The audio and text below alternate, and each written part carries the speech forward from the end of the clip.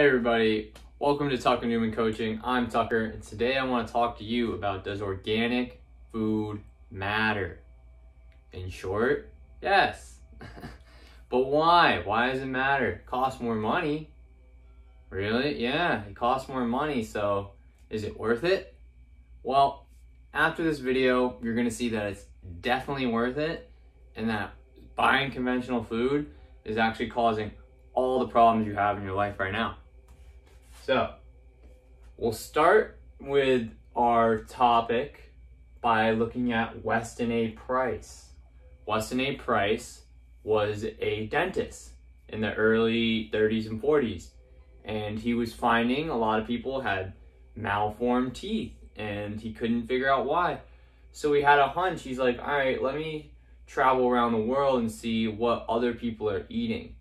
And he would travel to native cultures, and this in the 30s, so they were untouched by modern technology, right? He went to the native people in Ireland, he went to the native people in Canada, like the Inuits, he saw the Aboriginals, he went to Africa, so he was studying their diets. You notice people eating their native diets that they've eaten for thousands of years had perfectly formed teeth, yet they had never once brushed their teeth. They had no dental problems.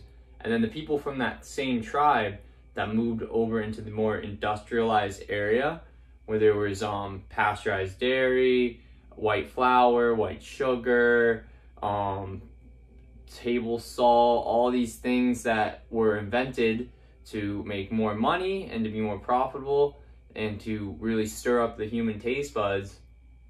These things were now causing malformation in the teeth. If you look at English people, their teeth are all malformed. He was always curious, like, why is this the case? And he noticed, oh, I think it has something to do with nutrition, because all the food that people are eating at that time was, they hadn't even added pesticides really to like the entire food chain. That was still in the 30s when pretty much everything was organic, yet because it wasn't a traditional diet, the human genetics, the human body, didn't really absorb the food in a way that was harmonious. Right? So we're born with genetics, it's our piano, and how we express it, the piano player, is what we see, is our expression, right? The piano is just an instrument that doesn't play itself, we play the instrument. So when we eat certain foods that aren't harmonious with our piano playing, right? So we're trying to bash the keys with white sugar, and it's just revving it up, and this doesn't sound like harmonious music, right? And that's what you get. You look at someone who's overweight or tired all the time, right? That's not how a human body is supposed to operate. So we clearly are not putting the right inputs to get the right outputs. Next, we have General Robert McCarrison's experiments. So he was a British general in the 30s and 40s as well. And he had to solve this problem. Like they were trying to get people to go to war, and about 50% of the males in Britain were not fit. They didn't have the body weight. They weren't healthy enough to be a soldier. And they had different standards than we do now, because now we're so unhealthy that our standards are relative to what the average is. But he looked at the diet. So he traveled, who's the healthiest people in the world? He's like, all right, how can I create a nutrition plan for our soldiers and the people of Britain to get them healthier? So he looked at the healthiest diets in the world, and he determined that the Hunza, the people of India up in the mountains, were the healthiest people. Why? Because they had 100-year-old people that were just farming, looked about like 60, and they had perfect health, perfect teeth, they looked good, they had their face had 3 equal thirds. You can tell if someone's malnourished from birth, if their parents were malnourished when they're born, their face will have a shortened third, and they'll have a bigger 2/3 right here, because the space is supposed to be symmetrical. And this is research that you can see from Weston A. Price in his book on all the problems that he found in his studies. So General McCarrison he did his studies on rats. So he fed the rats the traditional Hunza diet, which is mostly raw vegetables, a little bit of raw milk, and beans. He fed the rats that, and then he fed the other rats in the study the English diet. And the English diet consisted of tinned meat, some tea, some pasteurized cheese, and some bread, right? Some white flour. So he fed the rats on the English diet that and the Hansa diet, and he found after around 16 days the rats on the English diet got real irritated. Their fur was all scraggly. They weren't nearly as big as the Hansa rats, and they started to like eat each other. They started to like get real aggressive. So, and then he noticed that after the experiment, after about a few months with the rats, it's like it correlated to about 50 human years.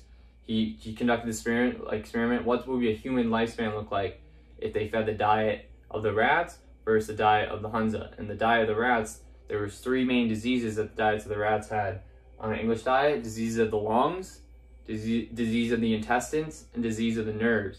And this is the most common thing we see today, with people eating pretty much a traditional English diet of processed food, cooked food, just poor nutrient density. And the food he was feeding them was way more nutritious than we're eating now.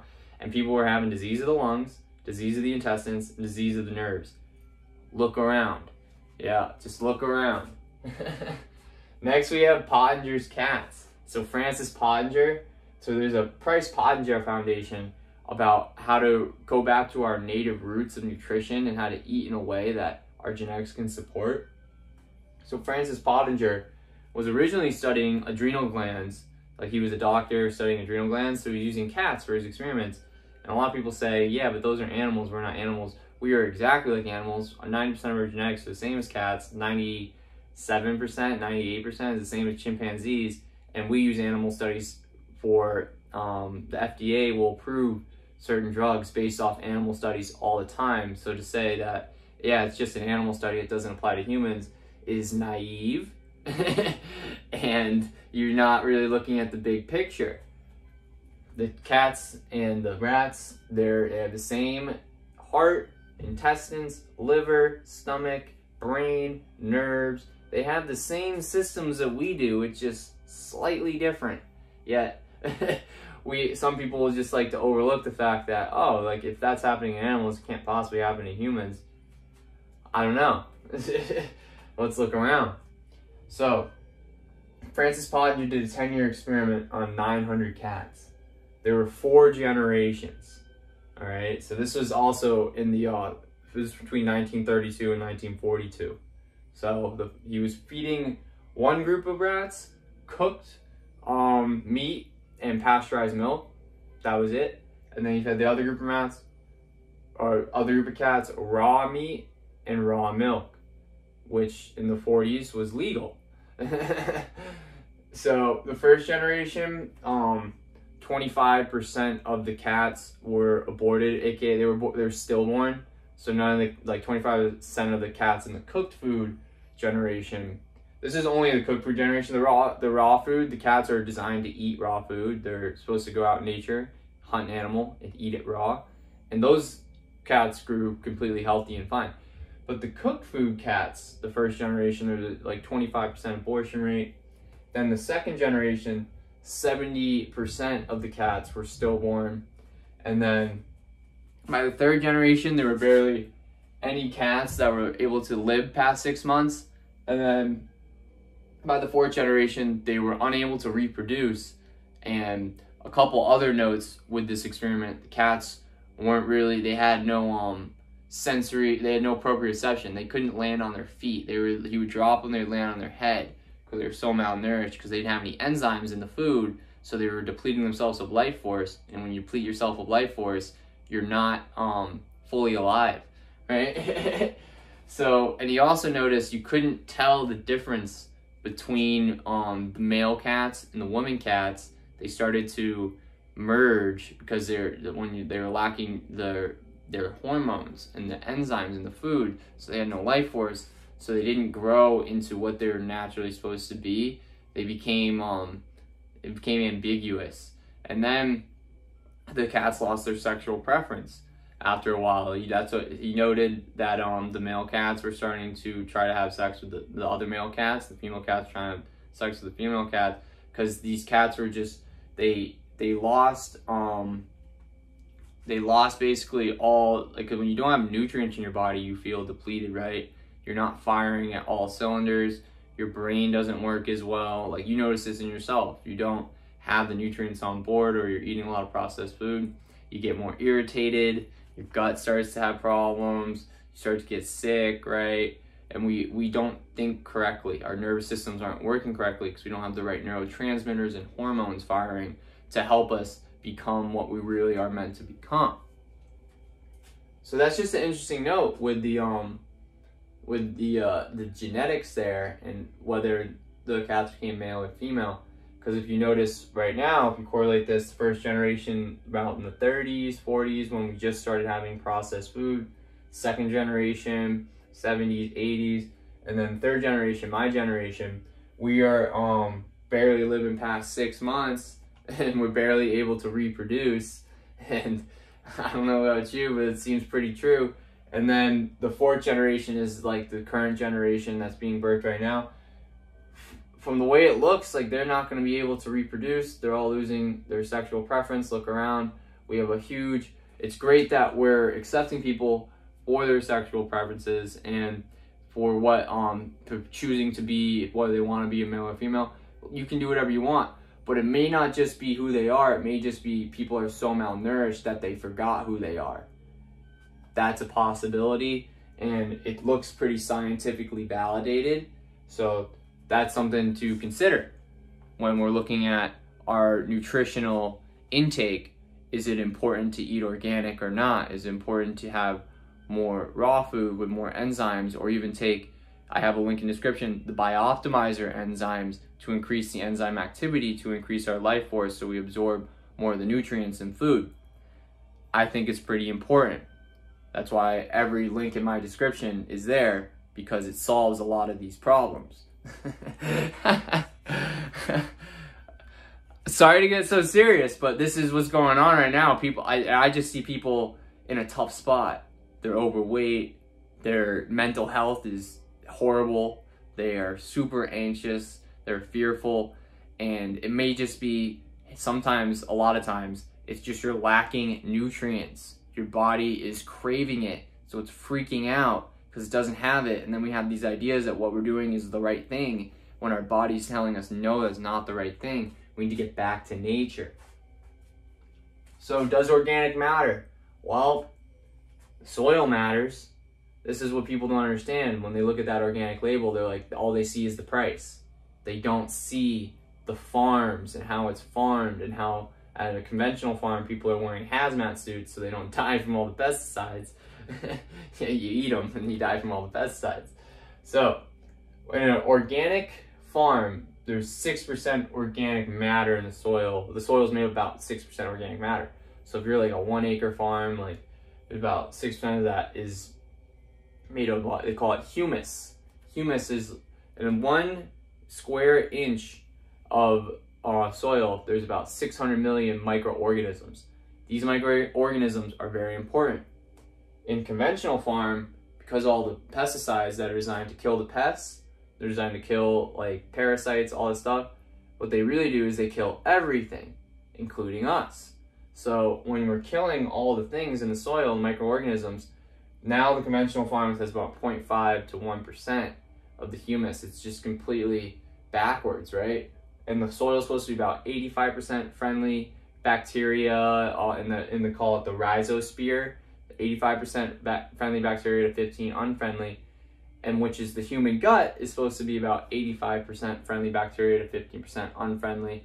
But what happens is we get what's called a dysbiosis, or in the soil, it's just unhealthy soil. It's about 85% parasitic organisms, things, bad bacteria that we don't want, because all the good bacteria is getting killed, so the bad bacteria is taking over. And this happens when we take antibiotics, we kill all the bacteria, but then the bad bacteria can proliferate because we don't have the good bacteria in numerous numbers to really create a healthy ecosystem in our gut. And our gut is where our immune system lies. So if we can't keep our gut healthy, we end up getting sick. all the time. So, and winter's coming up, so if you notice yourself getting sick, you might want to invest in some organic food, which is why I'm offering the 30-day Ultimate Lifestyle Transformation package through Purium, which is an organic superfood company that really cares about the soils and uses healthy, clean soils with no glyphosate, because they understand the importance of all I just discussed right now. So the microorganisms that live in the rhizosphere, why are they so important?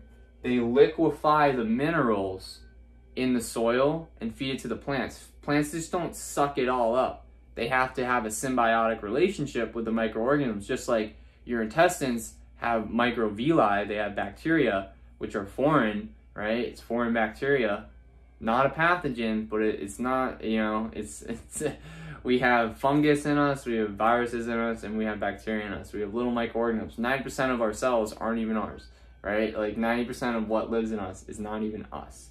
So we want to liquefy, but it's all us, right? So we want to liquefy, we want to have, just like the bacteria in our gut breaks down the nutrients and then feeds it into our bloodstream, the bacteria in the soil breaks down the minerals and liquefies it and feeds it into the plants, so that now the plants are filled with vitamins and minerals, and they have more enzyme activity, they're more alive.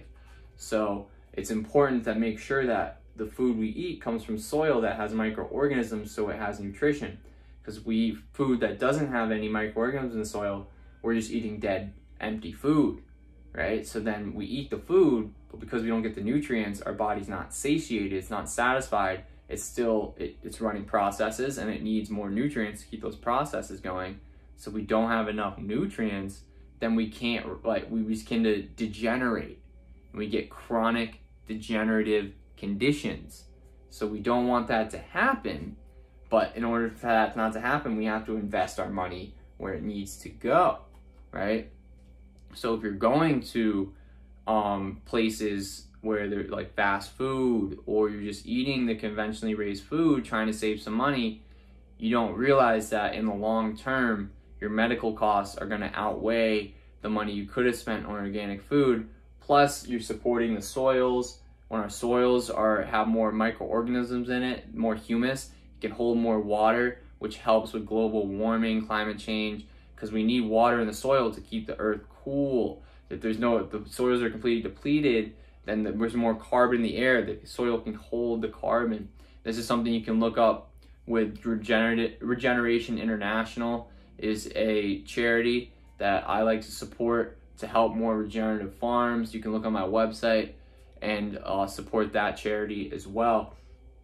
So these are important things that we need to understand when we're going to the grocery store and thinking about what we want to vote for with our dollars, right? So there's a lot of people telling you organic doesn't really matter, and I just shared with you it does. And it's very scientifically validated that a lot of our modern problems can be solved with proper nutrition, right? So if you want to learn more about all this stuff, you can look into the readings. So Pottinger's Cat is a good one. You can look in Weston A's Price book, Nutrition and Physical Degeneration. You can also look online at Robert McCarrison. And yeah, so this is an interesting book too, because it starts to show, it shows evidence which are boys and which are girls. I don't know. We have a lot of boys and girls today confused about what are the boys and girls. It seems a lot like if you base your thinking on this cat experiment, which is very scientifically validated, could have to do with just poor nutrition, because we're feeding kids, you know, Kellogg's and Frosted Flakes when they should be eating whole eggs, vegetables, more nutrients, superfoods, right? If you're busy and you can't cook, that's why I offer my Purium for people, so they can have quick superfood green powders, get all the nutrients they need, right? They have the aminos to keep their muscle on, to keep the neurotransmitters firing. So there's options. And it costs $11 a day to have this stuff. So remember, if we have a problem, right? We have a problem with disease of the lungs, disease of the intestines, and disease of the nerves. We have a solution. There's solutions everywhere. You just gotta want to find a solution, is really what it is. We gotta step out of the victim archetype saying, I can't afford it, it doesn't really matter, or I just don't even care, like, why does it, like, you know, you matter. Everything you're doing for this planet matters. So we need to make sure that we're doing our best, become the best version of ourselves in order to make the world a better place, because that's what's most important. We're all here to support each other, and it starts with the earth. It starts with nature. It starts with no more pesticides. And it can be a courageous act to say, I'm gonna eat organic food now. A very courageous act, because there's billions of people in the world that aren't doing that. 96% of all food eaten worldwide is conventional. So you want to be a leader, you want to really make some change, you really want to make the world a better place, start with your dinner plate. What are you eating every night? Start with breakfast. It's time to make a change, right? And this is the best thing you can do, not only for yourself, but for everyone else. So if you have the means to do this, I highly encourage you to start retraining the pathways in your brain to be in more harmony with eating organic food. And it's going to take effort, it's going to take consistency, and it's going to take being courageous. Really, it takes courage. And the more you do it, the better you'll feel, because you'll have nutrients, and the better that everyone around you is going to feel. And then eventually this will grow into what it used to be. So before the 1900s, everyone was eating organic food. Everyone was with nature. And now we're getting away from that. We have all this technology, which is great. I love technology. Technology is fantastic. I love using my devices. However, we need to start naturally. We need to start with the things that truly matter if we really want to really have this planet survive. Because I don't know if you're noticing, but like, there's a tipping point where nature collapses. So we got to make sure that we're being proactive and not reactive. So a little bit of different tone in this video, a little more informative. If you want to learn more about nutrition, DM me, we can set up a call. I do this for a living. I help people get healthy. And yeah, if you like this video, give it a like, subscribe for more content, comment, and just share your love with the world. Share this video with the world. And remember, better me creates a better world. So thank you.